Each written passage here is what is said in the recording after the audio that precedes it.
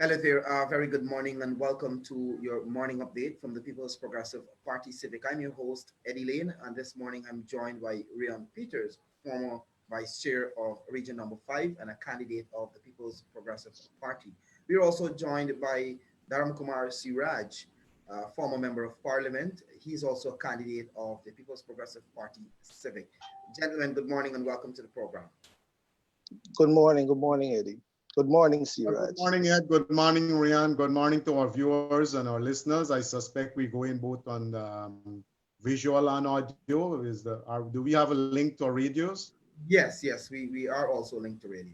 Well, good morning to our viewers and our listeners. And I'm happy to be a part of your program this morning. All right, thanks, gentlemen. I want us to get quickly into this. And Guyanese voted on March 2nd. I always like to start from this basis. Um, Voted on March 2nd. We are in our fifth month since those elections, and we're still to have a final declaration. I mean, the world over knows the winner of the elections, the People's Progressive Party Civic. The numbers are there to prove that. Um, but we're still locked in legal battles. We're still locked in with a bunch of people who are not willing to concede despite losing the elections, and they're finding all sorts of excuses to derail this process to ensure that the electoral process comes to an end. Um, One of the persons leading the charge at GCOM is that of Keith Lowingfield, who seemed to be the chief cook and bottle wash in this entire process of rigging. Um, he continues to defy the chair. He continues to find all sorts of excuses. I start from there and I'll ask you for opening comments with regards to what exactly Lowingfield has been embarking on for the longest while. Siraj, you want to go first?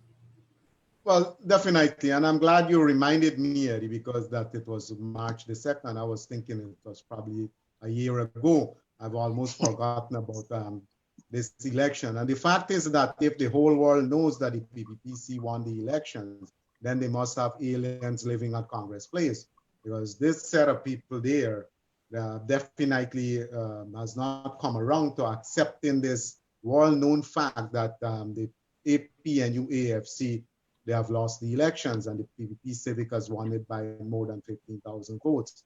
You know, you mentioned a name there, Lewin Field, as being the chief architect. I want to disagree a little bit there because given the experience of Vincent Alexander at GCOM itself, I would want to say that he is the chief architect of all these plans that we see unfolding one after the other.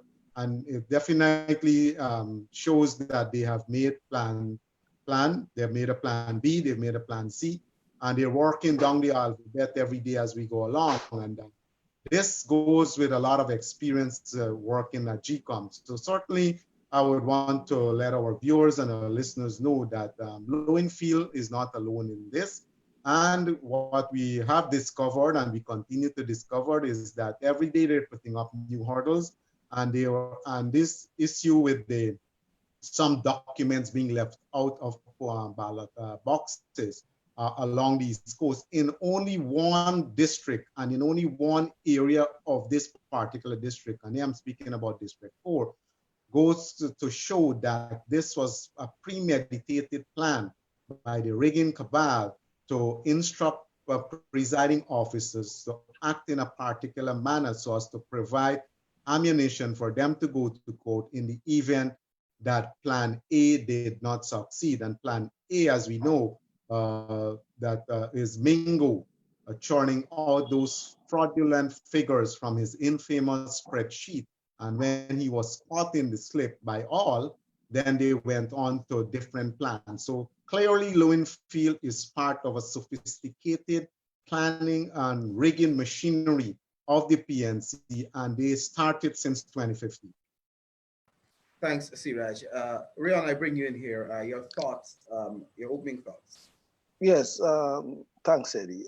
As you would have said that the world over those who won the elections of March the 2nd And I honestly believe that the PNC, they knew even before elections what the results would have been. And that was, or it was on that premise that they hatched a plan to rig these elections. So the rigging these elections, the plan to rig this election didn't actually started on March the 2nd. It started way before that. And it was well put together by Congress Place. And now we can safely say under the supervision of the CEO. So it is not by accident, as Seeraj would have said, that these key documents were missing from certain boxes and so on. It was a plan that was actually long before elections. So that was basically putting the pieces together. And now they box themselves up in a corner. So they have no other choice. But now we have the CEO publicly dancing to the tune of Congress Place. And it has indeed put us in a very terrible position as Guyanese, as a country. And, you know, it is not a nice feeling to know that you live in a country where the electoral machinery is heavily compromised by a political organization. It threatens one of your basic rights as a citizen. So that is what we have. And I have to agree with you, Siraj, and that it's not a case where Lowenfield is acting in isolation. It is not a case where Mingo acted in isolation. And it's not a case where maybe Harmon and Alexander, the few others, acting in isolation. I think it's a case where, from Granger, he is the key intellectual author of all of this. When you listen to his statements that he keep making and changing the narrative, changing his position, for example, he had said initially that he is going to abide by any declaration made by the chair of GCOM. He has now um, altered that to say any declaration made in keeping with the Constitution. What that means, no one knows, but the fact that Granger has been um, his narrative has been along a path.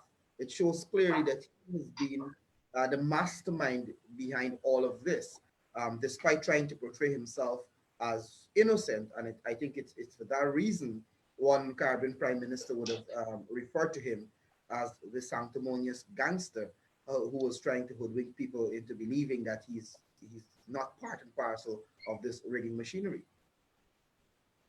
Well, I totally agree with you, and that is why, you know, if you go back to what took place, and that is why I mentioned 2015, because clearly what happened there is that he started to put things in motion in 2015, and by allocation of responsibilities to trusted persons in his cabinet, responsibilities that has to do with setting up the machinery in place to rig the elections. And I'm speaking here about the Ministry of Citizenship.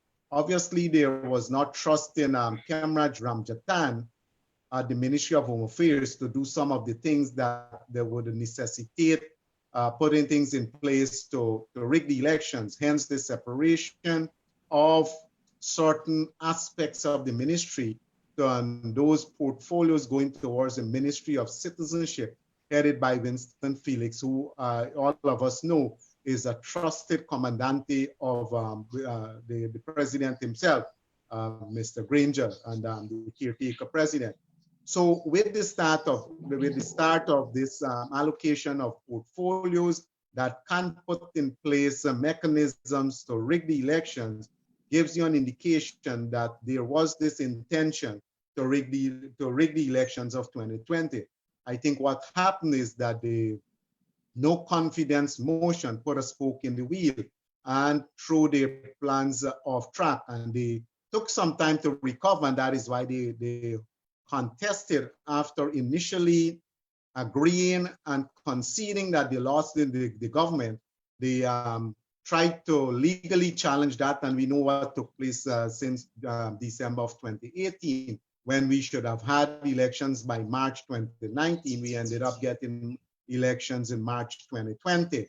So the game plan here was to recover some time, put mechanisms in place to facilitate the rigging of the elections in a sophisticated manner. They got caught with their pants down. They could not put the systems in place that they anticipated. And of course, the People's Progressive Party Civic was very vigilant, and we uncovered plans after plans, including bringing in aliens into the country to get them registered and all of that. So it was basically now left to a mechanism of Mingo, his bed sheet and his spreadsheet to come into play because the other plans failed. And I think up to March 2020, they thought that there was still a chance for them coming in. And after that did not happen, we saw them hastily putting together this spreadsheet for Mingo, and in the process of that, all the delay in tactic.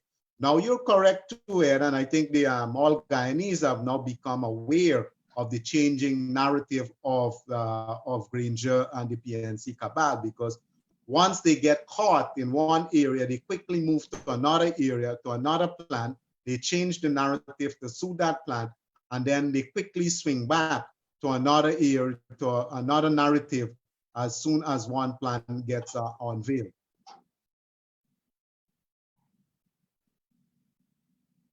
Rion, your thoughts.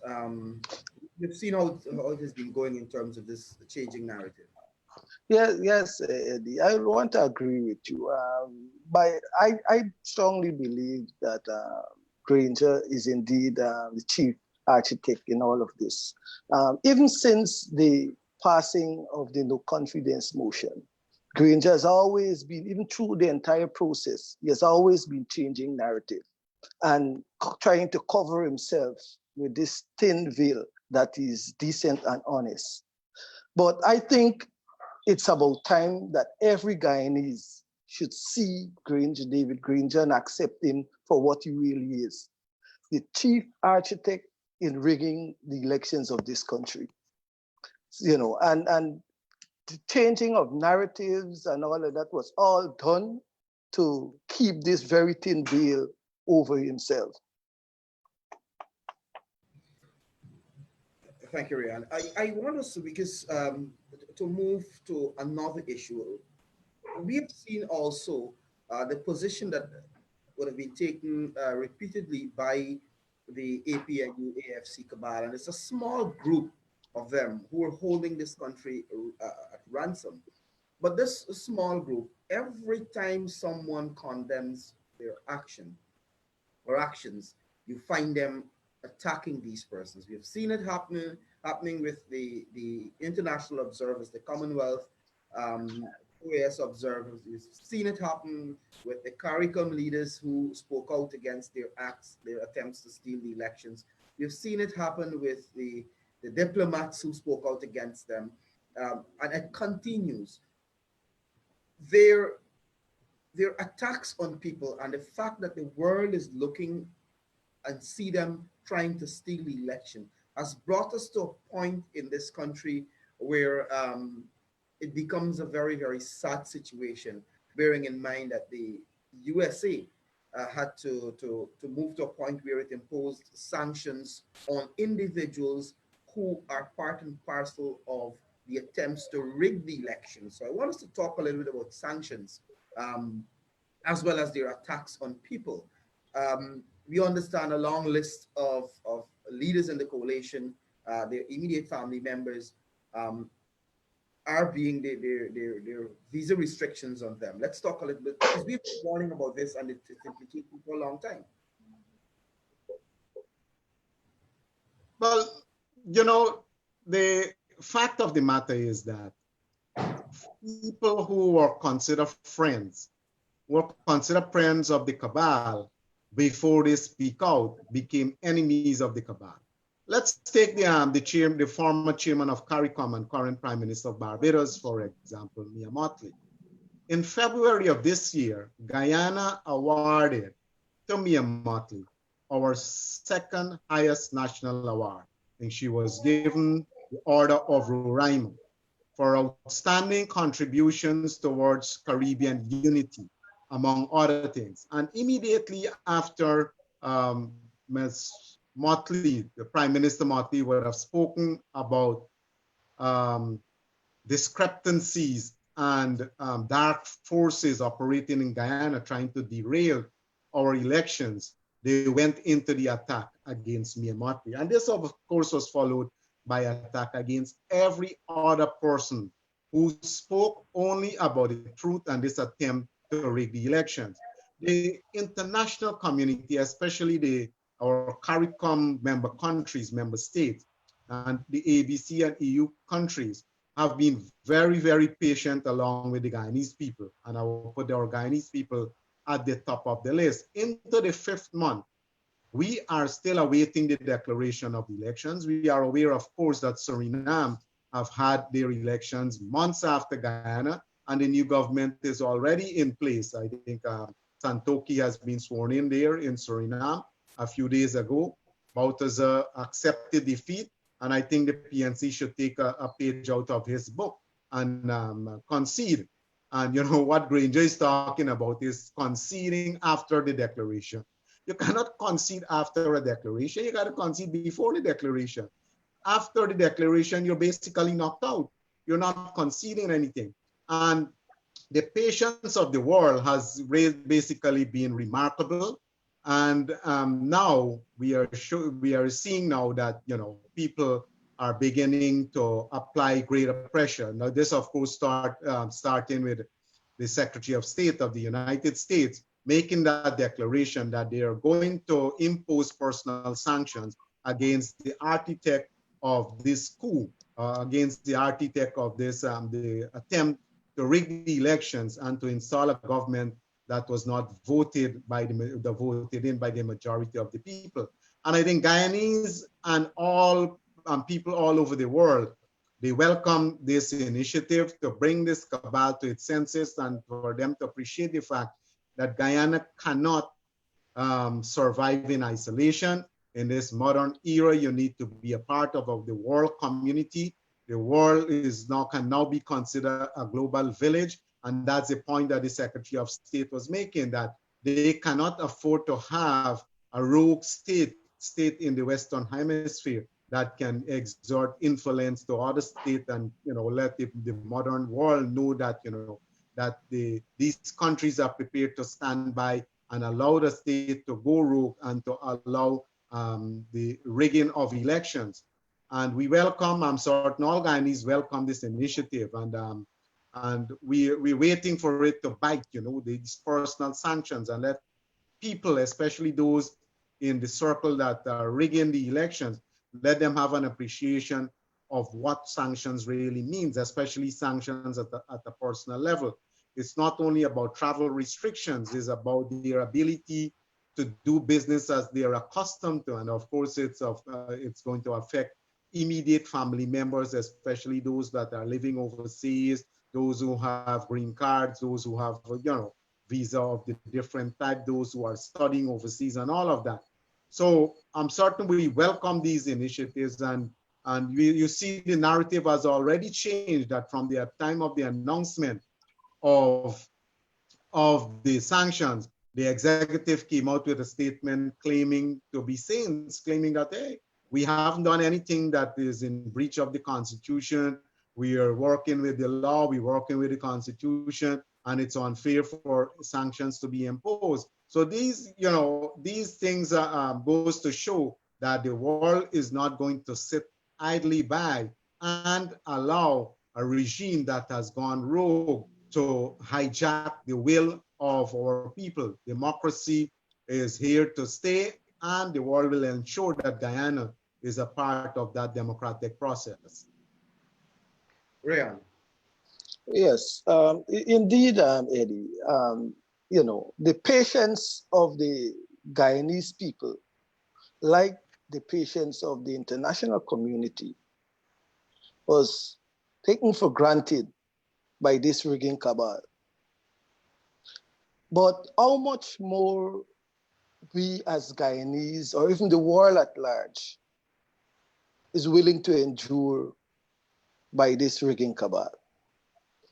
So, as Seeraj would have said, I think most right-thinking Guyanese or human being would want to welcome this move and hope that it might be enough to ensure that some level of decency is returned among this rigging cabal. While you might want to consider my thinking as being wishful, but I hope that as a country, this recent act by the US government will return some form of stability and decency to our country.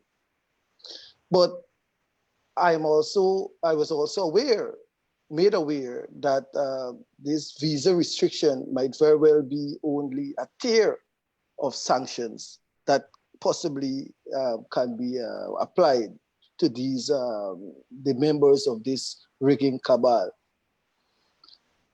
But all in all, I personally would want to commend those governments that are working and trying their best to secure and maintain our democratic principle and values as a country, because as Seeraj would have said too, that the world is now a global village.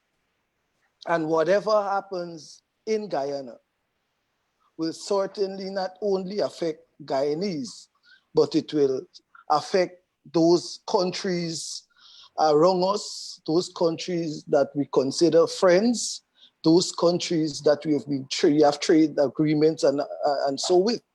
So the idea of abusing and cussing out people that speak to maintaining the democracy in this our country is not surprising to me from the rigging cabal, but I would say it's quite unfortunate. It is unfortunate because there we have a group of people who consider themselves government, who operate under this thin veil of being decent and honest, and go at all length to deprive our citizens of the basic right to elect a government of their choice, the basic right to have a democratically elected government in place. And no decent-minded human being will sit by and allow this. So they say, it's either you're on the side of wrong or you're on the side of right. But fortunately for us, there are more persons on the side of right than there is on the side of wrong. Thanks, Rion. And just to pick up from where you would have left off there, so the U.S. State Department would have announced the first, if you want to call it, the first tier of sanctions. We've seen statements or reports that the UK is moving ahead with similar plans, and we've also seen Canada releasing a very strong statement to say that they will use every single tools available to them to hold those who are attempting to rig the elections accountable. Then we've seen a very strong statement from the Brazilian government coming out yesterday afternoon, talking about how this is impacting Guyana and the need for democracy to prevail in Guyana. The chair of CARICOM, the new chair of CARICOM, Prime Minister Dr. Ralph Gonsalves, also released a statement yesterday. And interestingly, he quoted as saying, there's a demonic clique engaged in vile attempts to hijack the country. And I want to read this quick quote from him before I ask you, Rion, to comment, and you will incorporate your closing comments in that, and same thing for you, Seeraj. And this is what he said: those same vile and vulgar persons, having failed in their attempts to curse and bully Prime Minister Mia Mottley and former Prime Minister of Barbados Owen Arthur and me, meaning Dr. Gonsalves, have now turned their demonic attention to senior staff members of CARICOM and reputable persons in Guyana and the Caribbean community. We must continue fearlessly to do the right thing. The evil of the anti-democratic brigands must not be allowed any space to triumph. And he's talking about attack on the CARICOM leaders. He's talking about attack on the Secretary General of CARICOM and other independent-minded persons who are also speaking out about the attacks on these persons, and they naked attempts to steal the elections. So as it is now, Granger and his cabal standing alone. The world over has said to them that you have lost, take your licks and go. But there seemed to be no movement. I'll start with you, Rion, and you'll incorporate your closing comments. Well, as I would have said before, that fortunately for us as Guyanese, there are more persons standing on the side of right than there is on the side of wrong. We as Guyanese are somewhat conscious of how stubborn the members of this rigging cabal is. But I'm also confident that together as right-thinking human beings, and I say human being because it's not only Guyanese, but every human being that stand on the side of righteousness and want to see the best for Guyana and the Guyanese people. Together, we'll never allow this rigging cabal to get away with this blatant, ungodly act. I want to say that the thin veil of being honest and decent is not thick enough to hide this naked, dishonest attempt to rob the Guyanese people of their basic rights.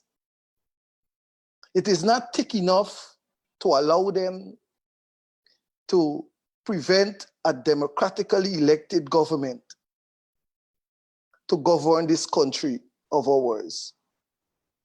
So with all the change in narrative, with all the continuous defiance of the instructions of the chairman and commission by the CEO, it's only exposing their wicked intent and agenda. And at the end of it, I say democracy must prevail in this country of ours. Eddie, before I come right to the current state of affairs in relation to the statement by the government of Brazil, and of course the recent statement by Dr. Ralph Gonzalez, current chairman of GCOM. To set things in perspective, I just wanted to take our viewers and our listeners and to the events following the no confidence motion. As we all know that this country was totally embarrassed when we claim this, I will now disassociate ourselves from the PNC rigging cabal. When they claim they went to court to say that 32 is greater than 33, all the way to the CCJ. The CCJ gave a ruling that was understood by all in terms of the language itself. The language was couched in such a way that all who have any bit of legal training, and even ordinary people, could have understood clearly what the CCJ meant in that ruling. Lo and behold, the PNC started to dissect that ruling in ways only demonic minds or minds bent on rigging could have done, and to put interpretation to language that was supposed to be clear, language that's supposed to be black and white. And the PNC started their own interpretation of that. And that brings me now to the statement that was issued by Dr. Ralph Gonzalez, the chairman. If you notice that over time, the diplomacy in the issuance of statements have become less and less, and statements that were supposed to be that contain a high percentage of diplomacy is now going closer and closer to clearer and clearer language, black and white, as I would say. And even if you look at the recent judgment by the CCJ as it relates to the constitutionality or the jurisdiction of the Court of Appeal to listen to a thinly veiled election petition. The Caribbean Court of Justice, unlike their ruling on the no confidence motion, used much stronger language that has less diplomacy in it, so as to get the message across to people who now the CCJ have recognized as not being ordinary human beings, or people who are not bent or who have showed no indication of understanding language that is clear, but have been trying to interpret it in their own ways. And that is why, if you look closely at the statement issued by Dr. Ralph Gonzalez, and if you look at the recent judgment of the CCJ, these people have now understand the nature of the beast that you're dealing with, that you cannot in any way afford to be any ambiguous. You got to be clear, you got to be precise, you have to be to the point. And even that, this cabal now is trying to find ways of misinterpreting. Now they're saying that the CCJ have basically ruled and on the recount process, and to nullify, they're claiming that the CCJ has nullified the recount process, when the CCJ actually went at length to say clearly that the recount process is the one that we should use. And the language used by the Caribbean Court of Justice was clear to every single person except that few dozen of people that comprise the leadership of the leading cabal. CARICOM's statement, Ralph Gonzalez's statement, was also very, very clear, and I was surprised at at how direct he was and the language that was used, and that was just to get it across to the PNC rigging cabal that the world is not prepared to be diplomatic anymore, that the world is prepared to take you on and let you know that we are very, very serious. And that is why Mike, the Secretary of State, said clearly that we will impose sanctions on you who are part of the rigging cabal, and if you don't learn, then we're going to go after your immediate family and families, and then the different stages of sanctions will apply. Clearly, these people do not want the ordinary Guyanese to suffer, because the ordinary Guyanese people have not committed an offense. The ordinary Guyanese people have exercised great patience. They went to the poll, they were orderly, they were disciplined, they abide by the rules, they abide by the regulation, they abide by the count. They even exercised great tolerance when the world saw how Mingo attempted to cheat. They went through that recount process, 33 days of it, turning up there at 7 o'clock. They stayed glued to their television, to the radio, they were on social media. They allowed every single process to take its course. That is great tolerance, that is great patience.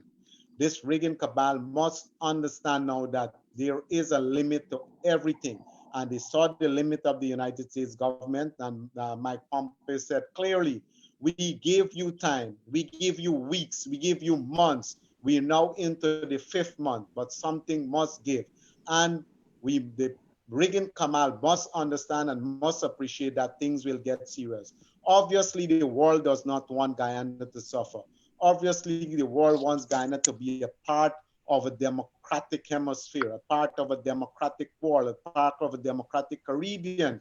And the languages that you have been appealing to some sense of dignity and fair-mindedness. And I think they have now recognized that those things are alien to the rigging cabal. Now they're saying that we can survive with sanctions. These people are crazy. How can you survive? This country can go belly up in a matter of a fortnight. The first that will go when sanctions bite a country like Guyana, is energy. Energy will cripple every single thing. Life will not be like we are accustomed to it. There will be no transportation. There will be no utility. And by that, I mean there will be no electricity for lights. There will be no electricity for the pumps, so that the wells will go dry. Your pipes will dry up. And if people cannot get water, and if people cannot get electricity, then this rigging cabal will know the limit to the patience of our people. And the world wants to save us that. And that is why they starting the personal sanction.